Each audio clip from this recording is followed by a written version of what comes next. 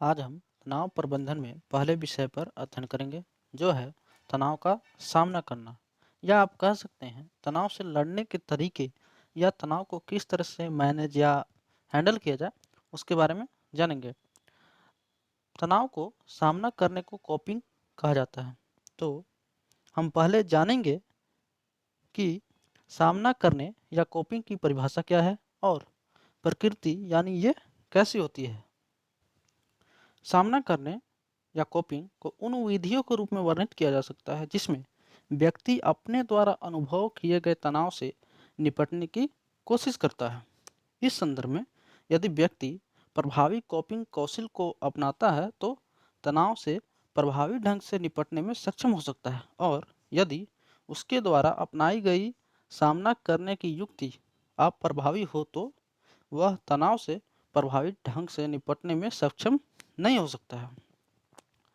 तनाव के परिणामस्वरूप किसी व्यक्ति के संसाधनों पर उत्पन्न होने वाले मांगों से निपटने का प्रयास किया जाता है। हान, जो कि एक वैज्ञानिक है, उन्होंने कठिनाइयों के सामने आने पर उनका सामना करने के लिए संसाधनों का उपयोग करने के लिए निर्देशित एक प्रयास के रूप में सामना करने को समझाया है।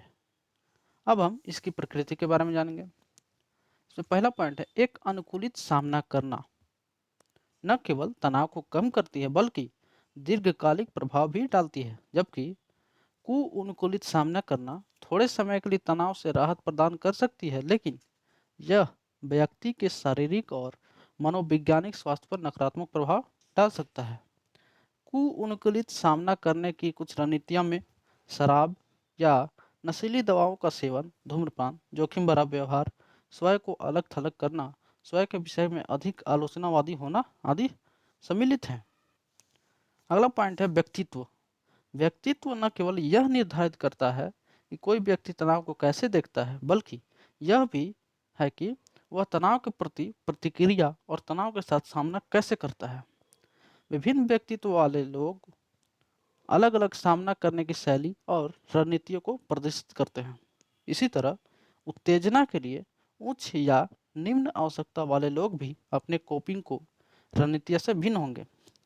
उत्तेजना की कम आवश्यकता वाले व्यक्ति तनाव से निपटने में इतने सक्षम नहीं होते हैं जैसे कि उत्तेजना की उच्च आवश्यकता वाले होते हैं। अगला पॉइंट है सदृढ़ता। सदृढ़ता और स्थिति स्थापन भी व्यक्तियों की सामना करने की क्षमता को निर्धारित करने में एक भूमिका निभाते हैं। मनोवैज्ञानिक सदृढ़ता को एक व्यक्ति की स्थिति स्थापन के साथ तनावपूर्ण स्थितियों से निपटने की क्षमता के रूप में वर्णित किया जा सकता है। सदृढ़ता तीन मुख्य पहलुओं अर्थात प्रतिबद्धता, नियंत्रण और चुनौती से संबंधित हो सकती है, और ये व्यक्ति द्वारा तनाव प्रतिक्रिया या उससे सामना करने के लिए अपनाई रणनीति को निर्धारित कर सकते हैं। व्यक्ति आशावादी या निराशावादी हो सकते हैं, और यह भी व्यक्तियों द्वारा नियोजित कोपिंग की रणनीति निर्धारित कर सकते हैं। निराशावादी व्यक्तियों की तुलना में आशावादी व्यक्तियों में तनावपूर्ण स्थितियों से सामना करने की संभावना बेहतर होती है। तनाव को पुरुषों और महिलाओं द्वारा अलग अलग तरीके से हैंडल किया जाता है। ठीक है, तो महिलाओं को सकारात्मक आत्मचर्चा, दूसरों से समर्थन मांगना, लगातार तनावपूर्ण घटना की चिंता करना आदि जैसी सामना करने की रणनीतियों को अपनाने की अधिक संभावना है। हालांकि वे सीखी गई असहायता को विकसित करने के लिए भी अधिक प्रवण है।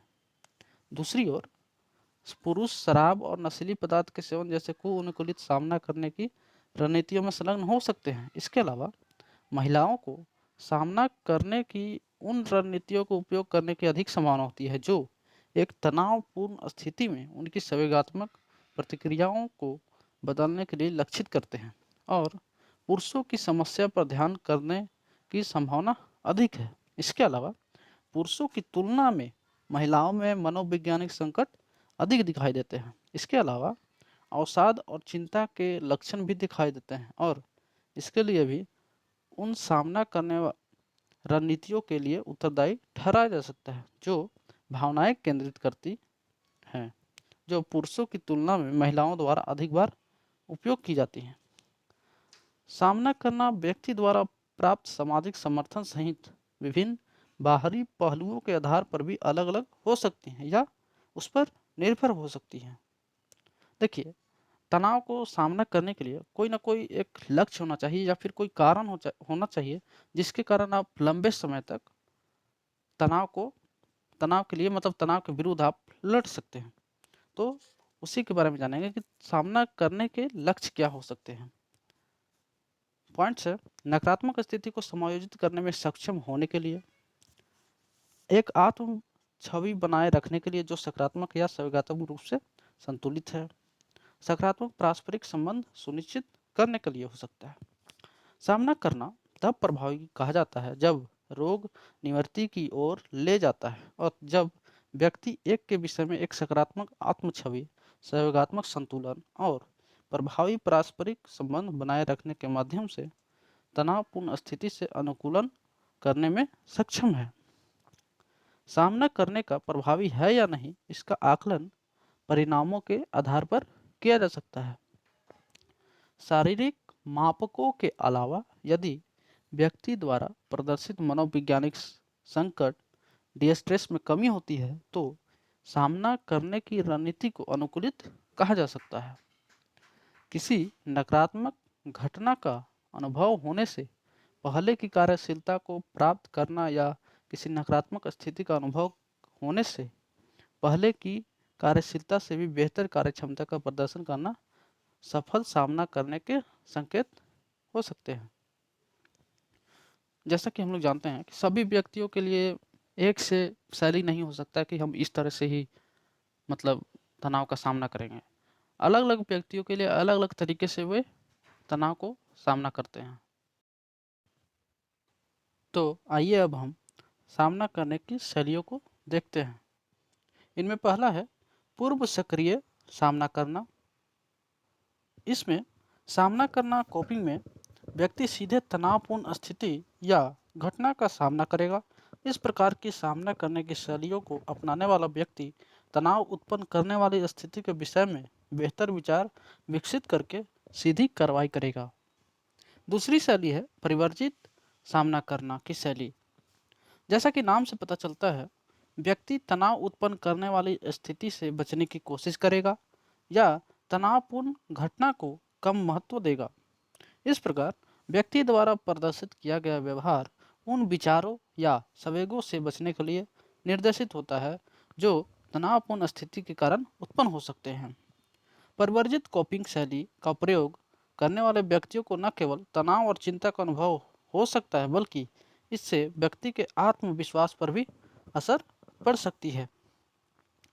परिवर्जित सामना करने में ऐसे व्यवहार से बचने के लिए जो नकारात्मक यादों को छेड़ सकता है उसे टाला जाता है। नकारात्मक संवेदों को भड़काने वाली स्थितियों से भी बचा जा सकता है। तीसरा है संवेग केंद्रित सामना करने की शैली। संवेग केंद्रित सामना करने में तनाव उत्पन्न करने वाली घटनाओं के प्रति संवेगात्मक प्रतिक्रियाओं का प्रबंधन सम्मिलित है। संवेग केंद्रित सामना करने का उपयोग अक्सर तब किया जाता है जब तनावपूर्ण स्थिति में बदलाव संभव न हो और पुरुषों की तुलना में महिलाओं द्वारा इसका उपयोग किए जाने की संभावना अधिक है। संवेग केंद्रित सामना करने की शैली का उपयोग करने से व्यक्ति पर तनाव के नकारात्मक प्रभाव को कम करने में सहायता मिल सकती है और इससे व्यक्ति को स्थिति को स्वीकार करने में सहायता मिलेगी और इस तरह से दीर्घकालिक तनाव के अनुभव को कम किया जा सकेगा। यह व्यक्ति को स्पष्ट दिमाग से सोचने और समस्या के समाधान की तलाश करने में भी सहायता करता है। यह जीवन में संतोष भी उत्पन्न कर सकता है और सकारात्मकता ला सकता है। बदले में व्यक्ति की उन पहलुओं पर ध्यान केंद्रित करने की क्षमता में वृद्धि हो सकती है जिन्हें संशोधित किया जा या बदला जा सकता है। संवेग केंद्रित सामना करने की कुछ रणनीतियों में सम्मिलित है संगीत सुनना, डायरी बनाए रखना, ध्यान, व्यायाम आदि। चौथी शैली है समस्या केंद्रित सामना करना। समस्या केंद्रित सामना करने में समस्या के स्रोत की पहचान करना सम्मिलित है ताकि या तो इससे निपट सके या इसे संशोधित कर सके। समस्या केंद्रित सामना करने का पहला चरण समस्या की पहचान करना है ताकि तनाव का स्रोत स्पष्ट हो। यह महत्वपूर्ण है क्योंकि सामना करने की शैली केवल तभी प्रभाव हो सकती है जब समस्या के संबंध में स्पष्टता हो। जैसे परीक्षा, साक्षात्कार, प्रेजेंटेशन बनाते समय समस्या केंद्रित सामना करने की शैली अच्छी तरह से कार्य करती है, जहां व्यक्ति जानता है कि तनाव का स्रोत क्या है और ऐसी स्थितियों के कारण होने वाला तनाव भी व्यक्ति द्वारा नियंत्रित किया जाना संभव है। इस शैली में तनावपूर्ण स्थिति से निपटने की प्रक्रिया में आने वाली बाधाओं से बचना चाहिए और समस्या पर ध्यान केंद्रित करना चाहिए।